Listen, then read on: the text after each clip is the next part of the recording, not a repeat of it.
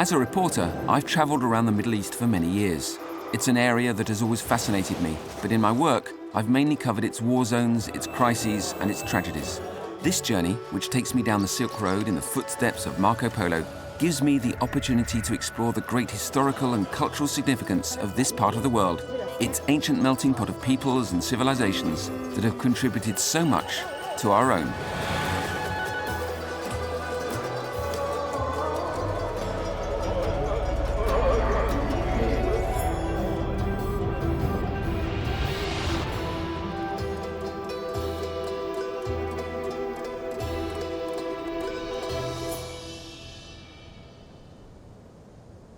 Uzbekistan was one of the major hubs of the Silk Road. Back in the days of the caravan, travellers going from Persia to as far as China began their journey by skirting the Karakum, the Black Sand Desert. After a week of arduous travel, they came to Amu-Darya, or the Oxus River, as it was known to ancient geographers. After this stop, an immense steppe dotted by oasis cities spread out eastward. For many centuries, these cities were some of the most prosperous in the world.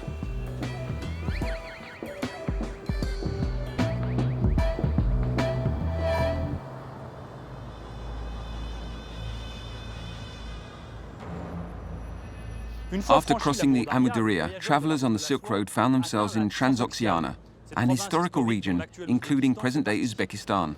They'd soon enter the legendary city of Bukhara, a metropolis that has inspired generations of adventurers, and finally rest their caravans here on Registan Square, where the camels finally got to kneel down in comfort on the soft sand and unload their cargo.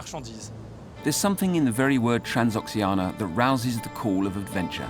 The name is still charged with the same promise and exoticism that captivated Alexander the Great 2,300 years ago and enchants explorers and adventurers to this day. This mausoleum is Bukhara's oldest monument. It dates from the Samanid dynasty in the 9th and 10th centuries.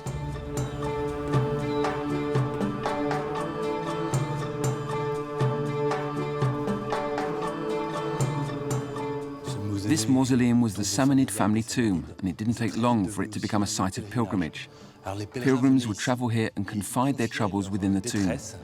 An imam hid on the other side of the grate here and responded to the pilgrims.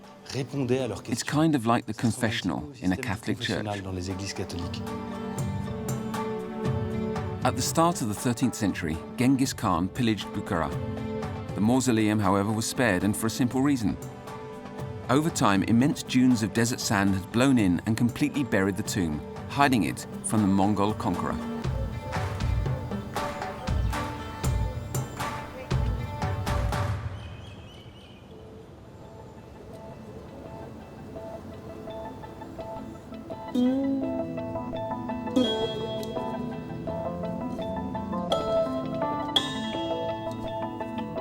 Bukhara's gem, the Poi Kalyon Mosque, sits in the centre of the old town.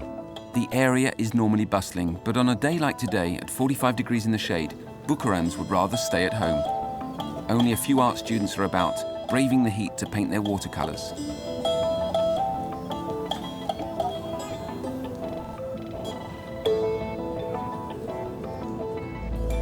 This incredible minaret was built in the early 12th century. It's so beautiful that Genghis Khan decided to spare it when he sacked the city. Its 15-metre deep foundation makes it so sturdy that the tower has withstood centuries of earthquakes. Despite its many architectural splendours, Bukhara isn't a museum city. The oasis is still a prospering town with 250,000 inhabitants. Salam alaikum. Most residents are Uzbek, a Turkic ethnic group, even if bazaar merchants still speak variants of Persian. They foster a character and a way of life that's unlike anywhere else. The semi-legendary figure Nasruddin Hoxha from 13th century Turkey is one of the celebrities of the Silk Road. He's remembered as the useful idiot, the wise fool, and the true sage. He's a Sufi mystic when it suits him, but above all, he's the hero of countless comic and sometimes mischievous tales from which he earned his fame. While Bukharans are happy to visit the statue of Nasruddin, they also come here to enjoy the cool fountains in the surrounding gardens. This is where I meet Sanjar Babukalanov, a history professor and Bukhara enthusiast. Sanjar, we're in a chaikhana. Just what is a chaikhana? It's a local Persian word that means salon. Here it means tea room. You wanted to introduce us to the tea ceremony. What is it? We have a culture of paying tribute. The tea ceremony is a central part of Uzbek culture and Uzbek hospitality. You have to cycle the tea through the pot 3 times. The first cycle is for earth or clay, because God created man out of clay. That's a tenet of Islam. Ah, yes, it's the same in the Bible. Adam is made from clay. Okay, so it's symbolic. The second time symbolizes oil, since we use oil to make all the best things we eat and serve to guests. And the third time is for the tea itself. So the tea cycles through the pot 3 times. In Bukhara especially, we drink green tea from China. Next comes the first service. Whoever pours the tea serves himself first, to show that it's all right. And not poisoned? Exactly, and not poisoned. When he drinks, you know you're safe. And now we drink. Cheers. Welcome. Thank you. So you're an historian. You know Bukhara. Apart from this tea ceremony, how would you define the Bukharan mentality? Conviviality, which comes through hospitality. Bukhara is at one of the 2 great crossroads of the Silk Road. It saw a lot of traffic, with people passing through from China, Persia, India and Russia. People here love to meet travellers and invite them home, regardless of their ethnicity or religion. How do Bukharans uphold and preserve the spirit of the Silk Road? It's really thanks to tourism and a recent influx of Westerners. And over the last 5 to 10 years, the Chinese and Indians have also started to travel. So Bukhara is becoming a crossroads between India, China and the West again. It's amazing. History repeating itself.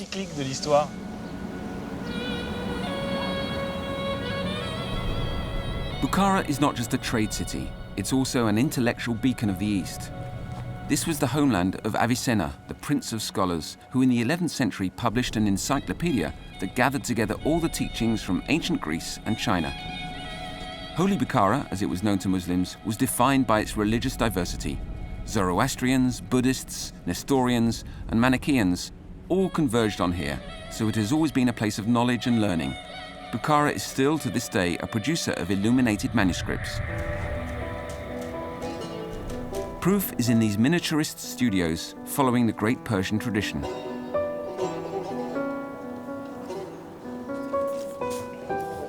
Sanja, are these miniatures a Bukhara tradition? For millennia, they're made to decorate books of poetry and such. Illuminated manuscripts. And each miniature tells a story. This miniature is called Shikar. It depicts a hunting scene.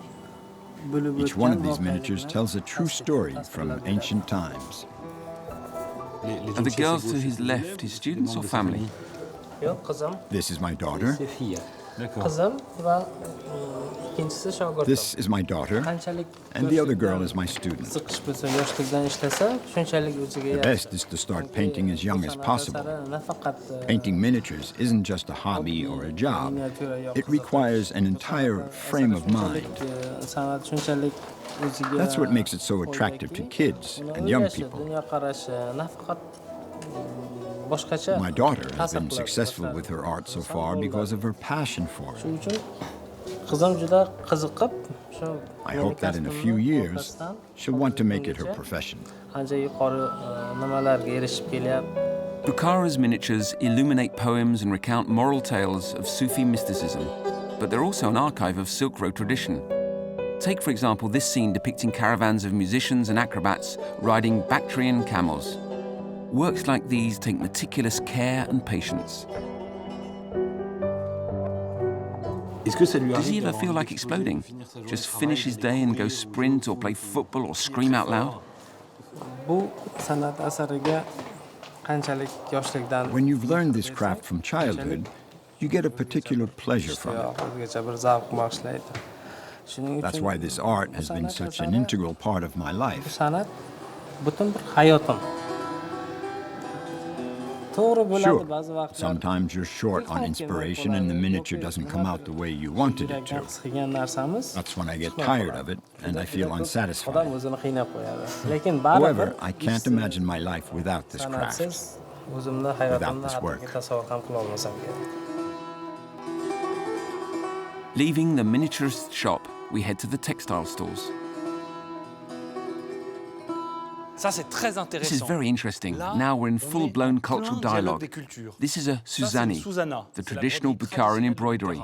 It comes from the Persian word Suzan, which means needle and so embroiderer. The technique came from the capital of the Persian Empire, Susa, around 600 BC. That's where we got the names Susan and Susanna. What was Suzannes historically used for? For weddings. For weddings, as a wedding gift. Yes. Before her marriage, each girl had to prepare a dowry with her family. Okay. We call that the trousseau. The bride-to-be would prepare it as a gift for the married couple. You had separate ceremonies before, during, and after the marriage, and when the first child was born. You'd have 7 large cloths on the wall depicting the tree of life, happiness, the sun, etc. Each stage has a different motive on the Suzani. A different motive. The family, and especially the girl herself, were the ones who made it. I'm in the 7th phase. I'm expecting my first child. So I get the 7th Suzani when I get home. Okay, I'll take this one. Pretty bag too.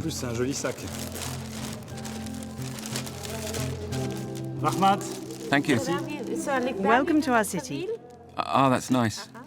Wait a minute.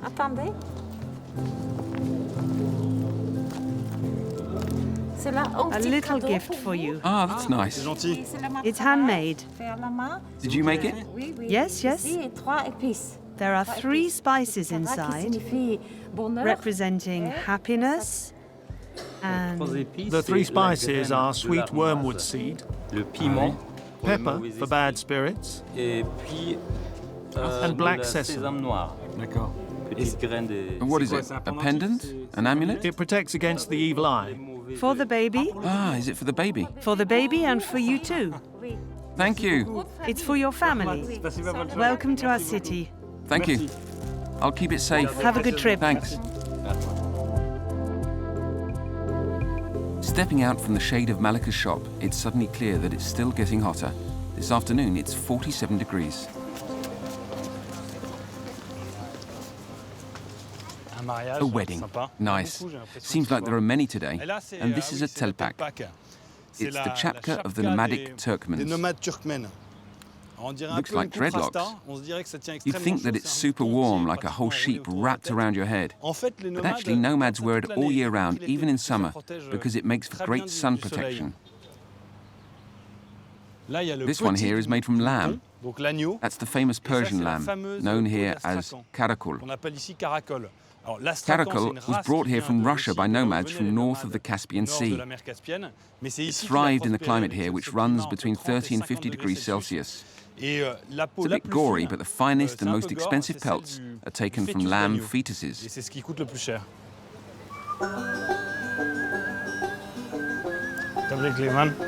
The Nadir Divanbegi is an ancient caravanserai that was converted into a madrasa, or religious school, during Bukhara's decline when the Silk Road disintegrated in the 16th century.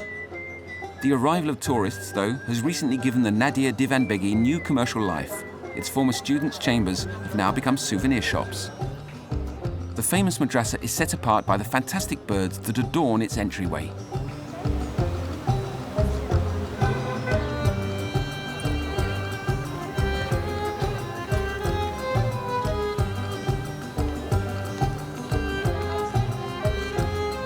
One more craft tradition, known all along the Silk Road, remains to be seen, the famous blades of Bukhara.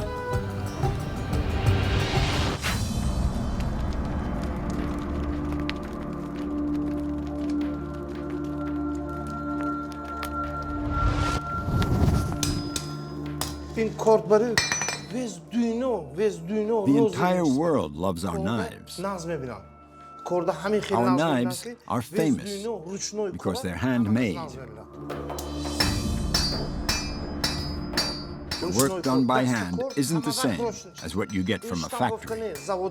That's why the whole world loves our knives.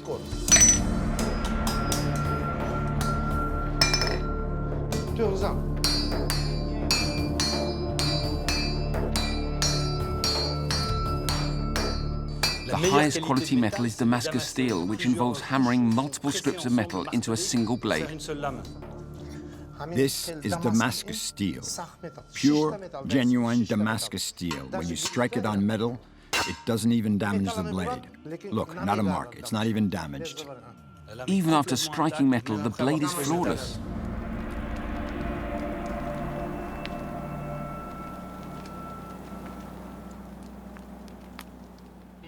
I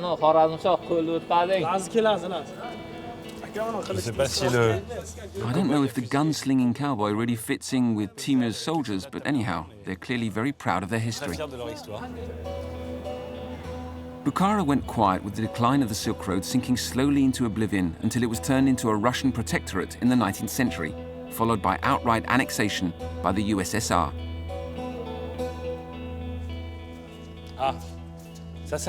This is interesting.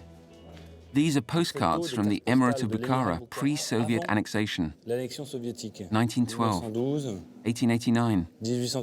Photos of regular life. They're really touching. They seem to be on a Samarkand paper or old mulberry paper. Oh, this is amazing. He's being executed by throat cutting. 1893. 1893. Sort of echoes what's happening now in northern Iraq and Syria. Musicians of the Emir's harem. Interesting how varied their features are. One's Chinese, well, one's more Chinese, one's more Turkic. These are the famous Uzbek robes that used to be mandatory. This is a chopan. It's somewhere between a kaftan, like Arabs would have worn, and a Chinese robe. This one seems quite old. Normally it goes along with a dopi, which is the little skull cap the Uzbeks wear. We have some in here.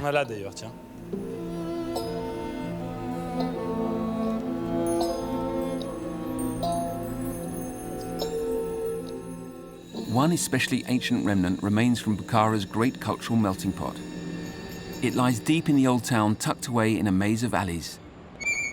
It's a synagogue of Bukharan Jews that traces back to antiquity. I'm met by the rabbi's son, Daniel. Bukhara's Jewish community is another testament to the religious and cultural tolerance that has flourished along the Silk Road since ancient times.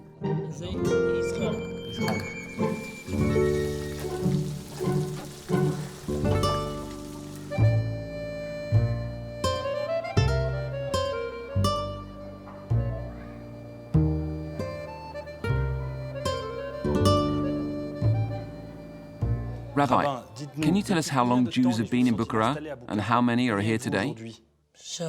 We still have 280 Jews in Bukhara, about 50 families.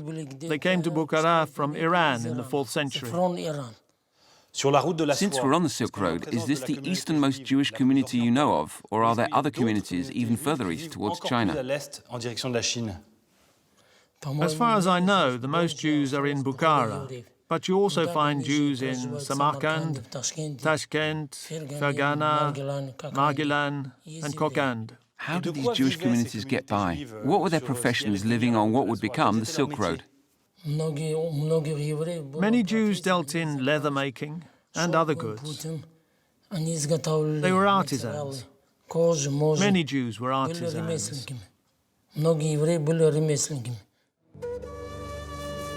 What religions were historically found in Bukhara, and which of these remain today? There are many religions in Bukhara these days. We have Judaism, Christianity and Buddhism, but there's also a German Protestant centre. There are lots of religious and cultural centres here. Religious practice is now allowed again since the fall of the Soviet Union. How do Bukhara's communities get along? The Jews are fine here. We never experience oppression from other peoples or ethnicities. We like to celebrate their holidays, and they celebrate ours too.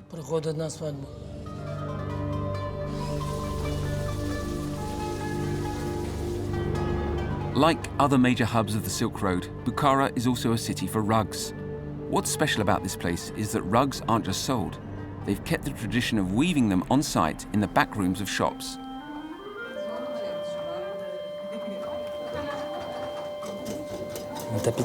This is a silk rug, thousands and thousands of patiently woven knots.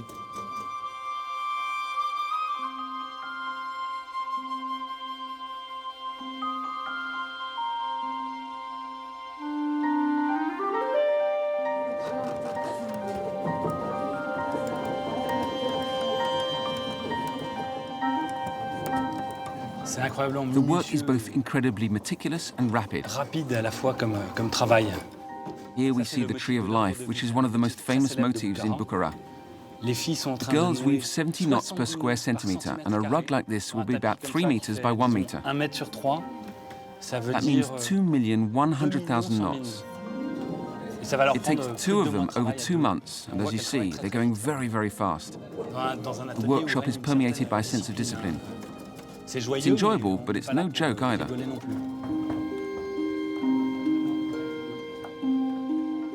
Bukhara remains an important place in the Eastern imagination, not just for its exceptional crafts, but also for its spirituality.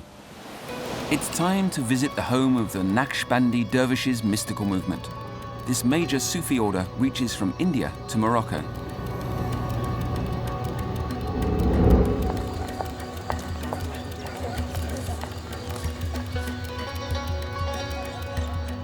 I'm 10 kilometers outside Bukhara, in the mausoleum of the 13th century Sufi leader Bahauddin Naqshband.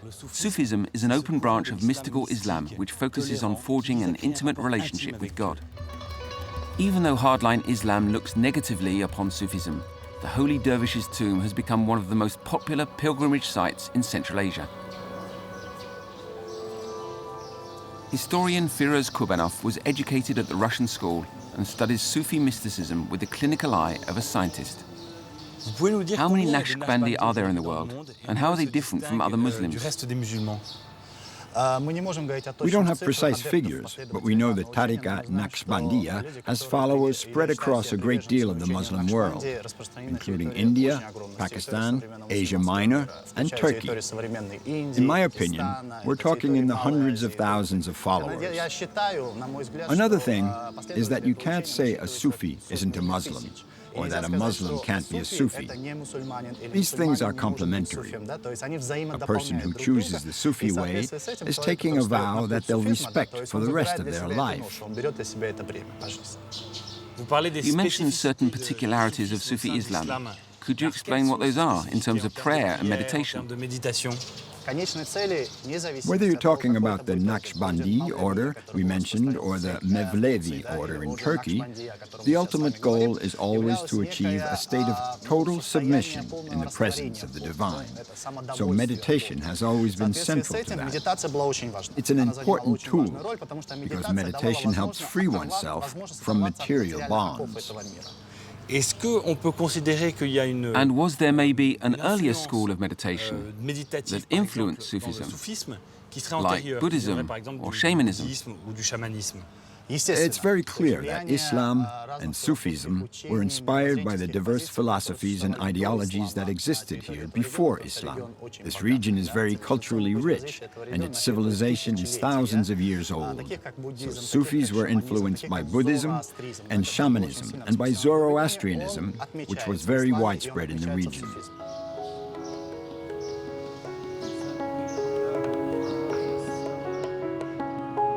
Although we only have artworks and architecture to help us picture the Silk Road of the past, we have to remember that the centuries of caravans transported more than just material goods. It also spread philosophies, religions, and mystical doctrines like Sufism, showing us that the most essential part of the Silk Road is, in fact, invisible to the eye. It's time to leave Bukhara and head to the other mythic city of Transoxiana, Samarkand. Salam. Rabat Malik, Gatchaburama. Beni. Hein? Spasiba.